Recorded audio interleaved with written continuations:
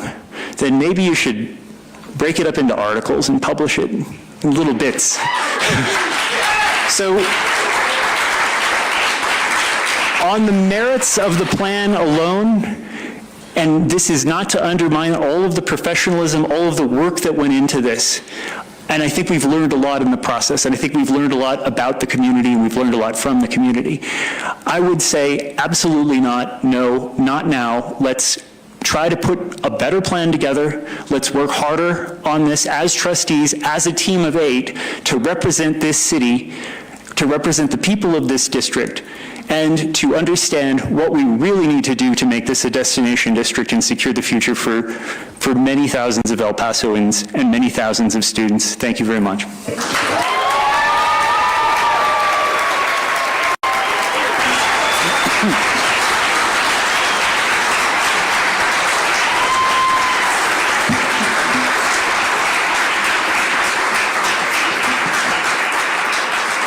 Trustee Beals. Hi. I'd like to start off by saying that anyone who thinks that they know us from reading a one-paragraph bio on the internet seemed a little bit crazy to me. I'd like to tell you a little bit about myself, just a little bit. I am a product of public schools. I was removed from my home due to drugs and abuse. My school was my safe space. Going to school was where I received my warm meal.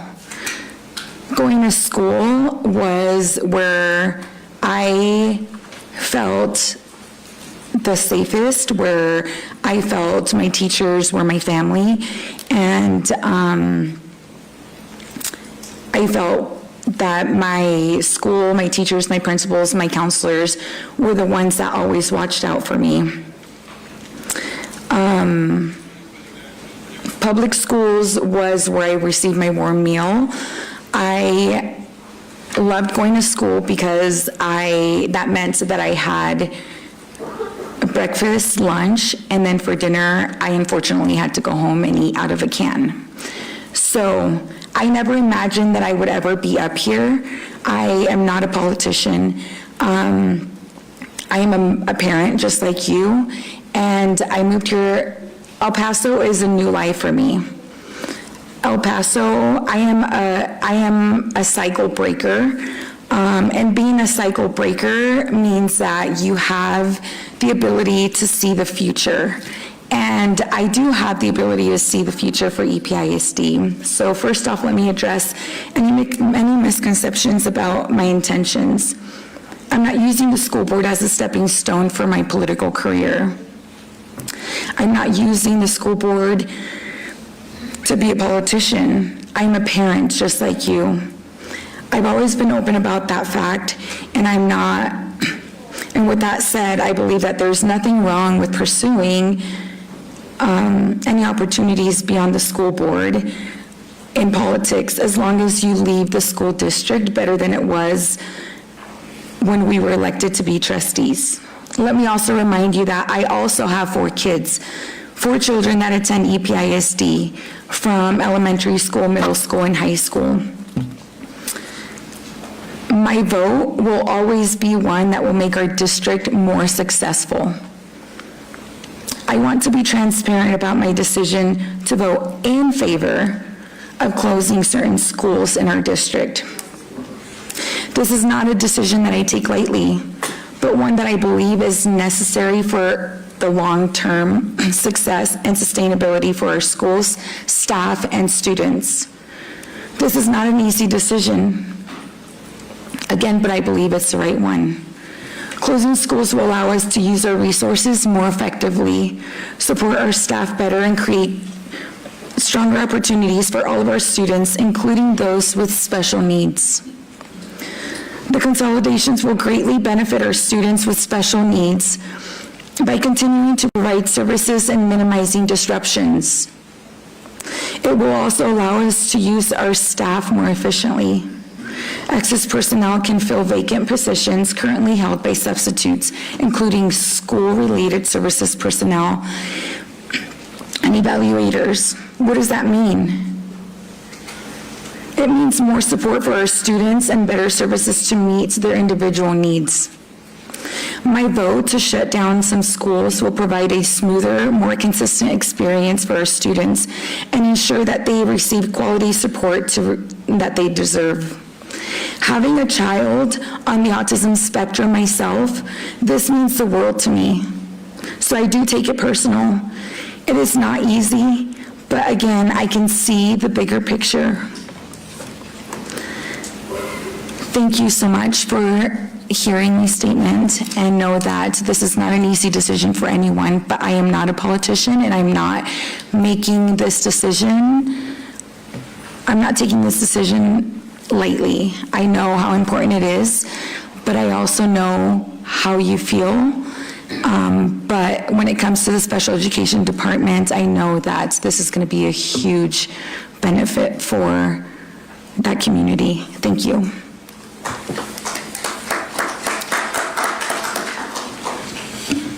Trustee Anani.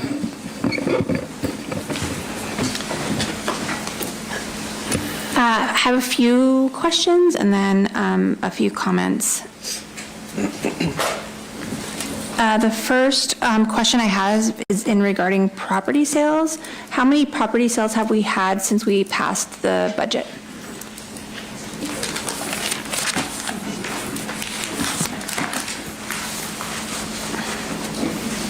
So in 24-25, which is this current year, we have sold 3 properties, Bonham, Roberts, and Schuster.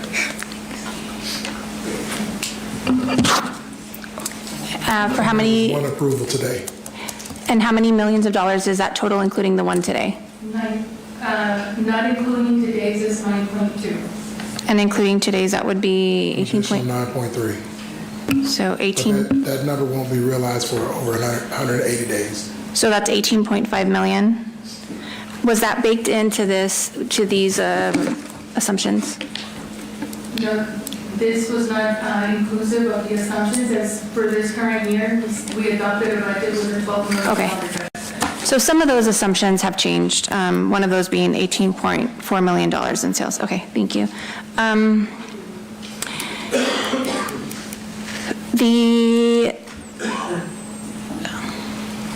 The consequences, I saw a press release recently, and actually it was forwarded to me because I couldn't see it on the, well, before I say that, I guess I should ask.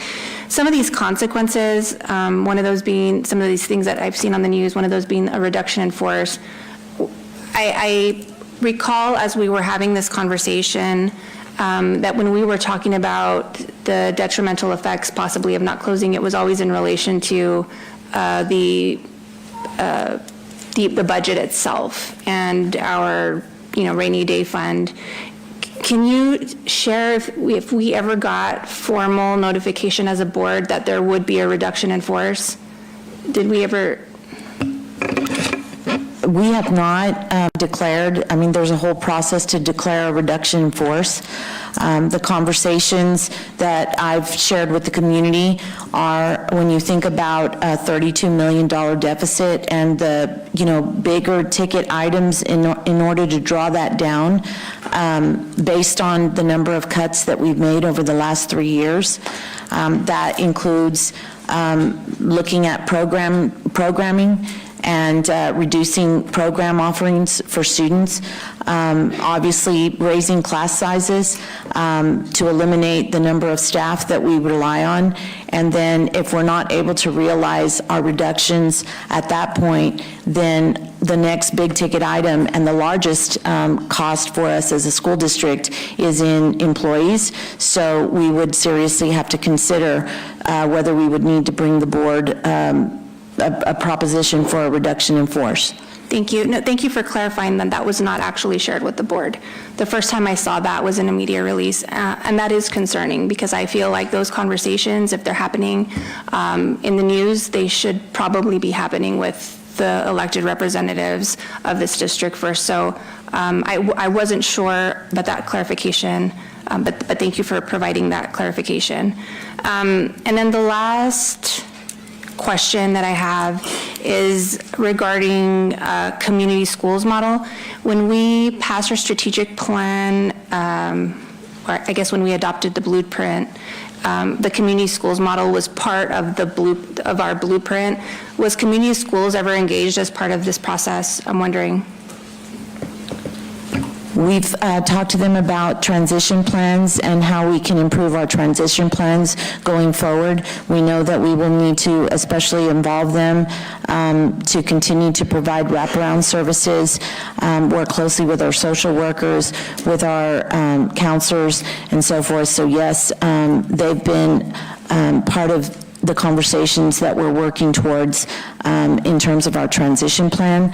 I would say that we need to include them, especially, depending on the board's vote, we would need to really work very closely with them to make sure that any community that might be impacted, that they would be heavily involved with their VISTA volunteers to support transitions and to help us work very closely with our families through the priority registration and to determine if there are other solutions that we can provide our families who don't have transportation other than possibly relying on the bus. Thank you. I'm going to kind of go into my comments, and for clarity, they're not going to be nearly as good as Jack's, so I just want to put that out there. I first of all want to thank some people on the board. First of all, I want to thank Trustee Cuellar for clarifying that his comments belong to himself. I have sort of expressed recently that sometimes what other people say sort of gets directed at me inadvertently. I surmise that maybe it's because I'm always the tallest woman in the room and I'm easiest to spot out. But the reality is it's very difficult when I get a lot of that heat, and those were not my decisions. So I appreciate that clarification. And I do want to share that, in regards to, teachers' unions, I respect both of our teachers' unions as very valuable voices for teachers. Like Valerie, and I want to appreciate her putting that into context too. Like Valerie, I was a mom of 5. I was a teacher, and I ran for the board because I wanted to make the school district better for my own children that I was, putting them into the school district, and because I felt that my experience as a teacher could lend that insight. I had to give up my career as a teacher to sit on this board. It wasn't something that I anticipated doing, but as everybody on this board knows, it's a tremendous amount of time that you put in. Teachers teachers only have a certain amount of days, so when you have to pick between your child being sick or going to a board meeting, it becomes very difficult to sustain that as a career. So, certainly I'm in service to teachers. Some of the things, kind of just talking about this as a process, and I really wanted to see if I had missed anything when I was asking about what the consequences were.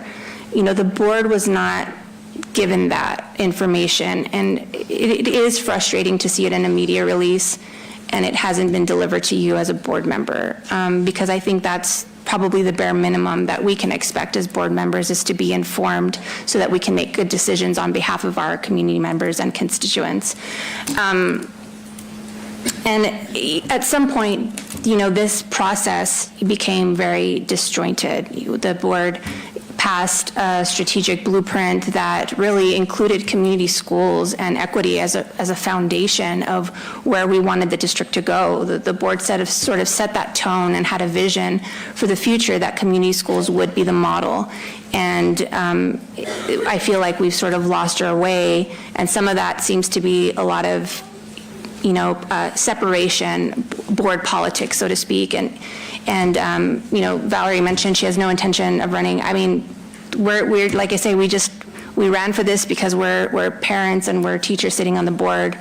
We didn't come in as politicians, so this is just us trying to make the best decisions that we can for ourselves and our on behalf of our constituents. And So I think at some point this became disjointed. We also had an ACOM contract, and we paid, I believe, and somebody can pipe in and correct me if I'm wrong, but we paid $1.6 million. And part of that contract was for the consultant to deliver a plan that would have a proposal for closures. And the board was not even notified that the district was going to be moving away from that contract that was signed to then make those decisions on their own. So it did feel like there was some sort of separation, things kind of going on where we were not really sure or informed. And I know this process has been incredibly difficult for everybody on this dais, every single one of us, all 8 of us. It has been, there is not a single person on this board that can say this is easy, but there has to be some trust that the process is going to serve the community well. I had a community meeting a few weeks ago between the time that the closures were announced and the time that we're meeting here today, because I wanted to make sure that I heard my parents. And I had about 40 parents show up from the Lamar community, mostly from the Lamar community. And I did ask them, and there was actually a representative of EPISD was in the room, and so she heard this conversation that Ms. Liza, who was there representing as a parent. And I asked my community members, I asked my parents if any of them were aware that there had been a process for the school closures, and not one of them raised their hand. Not one of them said that they were aware that there had been a process for closures. I asked them if they were aware or had been made aware by the school district that their school was going to be closed and that there was an opportunity to provide feedback. And out of all 40 parents, not one of them was aware that their school had been, slated for closure. A couple of them said, I found out in the news, or I found out, from this meeting. So that does concern me, and I do have to share the concerns that I have from my constituents. We did have a meeting following that that was hosted by the district. Can anybody share with me how many, does anybody know how many people showed up to that meeting at Lamar Elementary?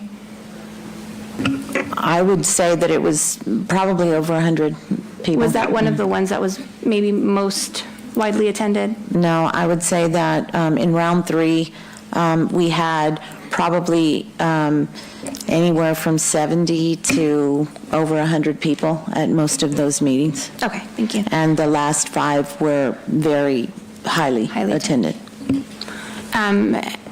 And the community was able to share their concerns. And I want to reject the notion, and I want to clarify that I'm not, there was some comments made earlier about Lamar specifically, but this was specifically in regards to what happened at that board meeting.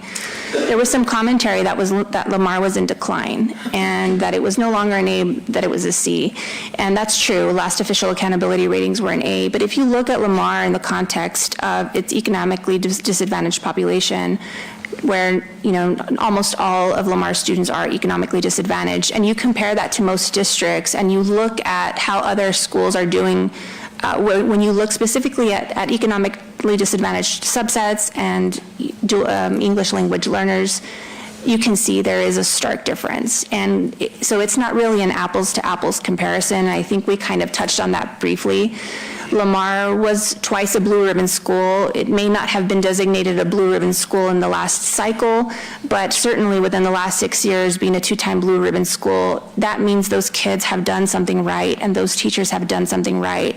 And I really want to make sure that we are not discounting all of the wonderful work that those teachers put into that building and that school and those students, because those students, to say on a survey that measures belonging and teacher relationships, to score a 98 and a 97, the absolute highest scores in the district, that's not negligible. That is extremely, extremely valuable information for us to have as a school district.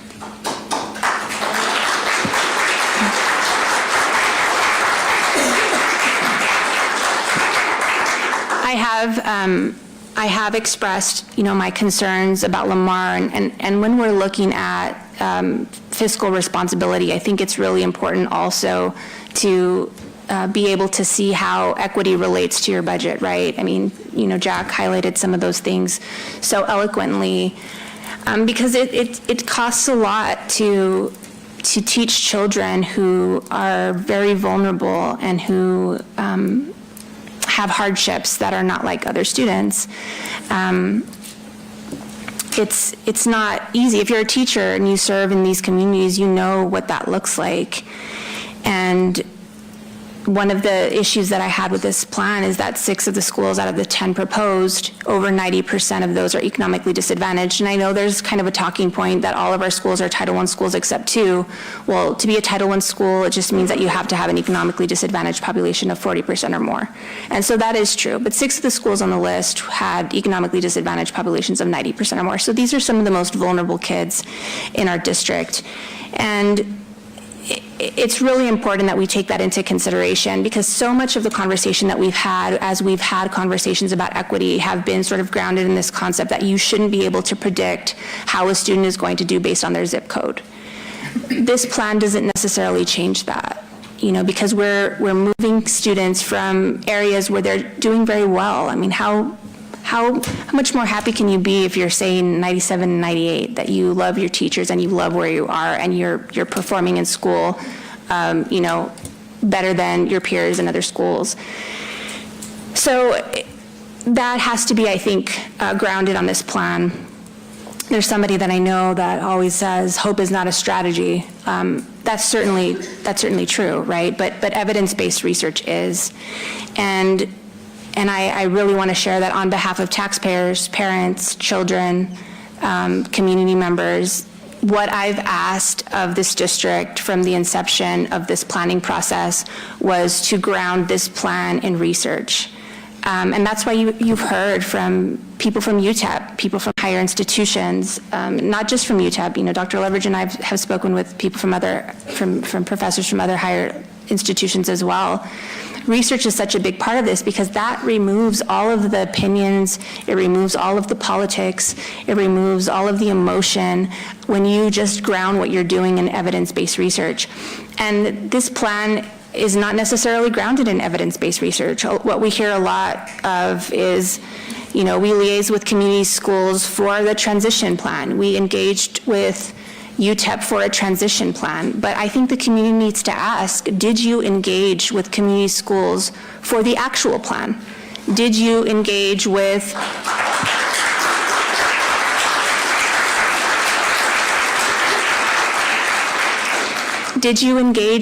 your local institution of higher learning, local university, other universities, for the actual plan?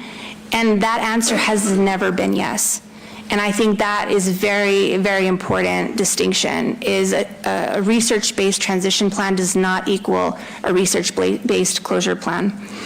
So, and beyond that, there are sort of metrics that we can use to gauge this. From a governance standpoint, what outcomes-based governance, if you're looking at student outcomes-focused governance, says when you look at school closures, it says that you should be moving students from schools to significantly higher performing schools. That is not happening. We are moving kids from schools to lower performing schools. When you look at TEA guidance, this is a Texas Education Agency. They also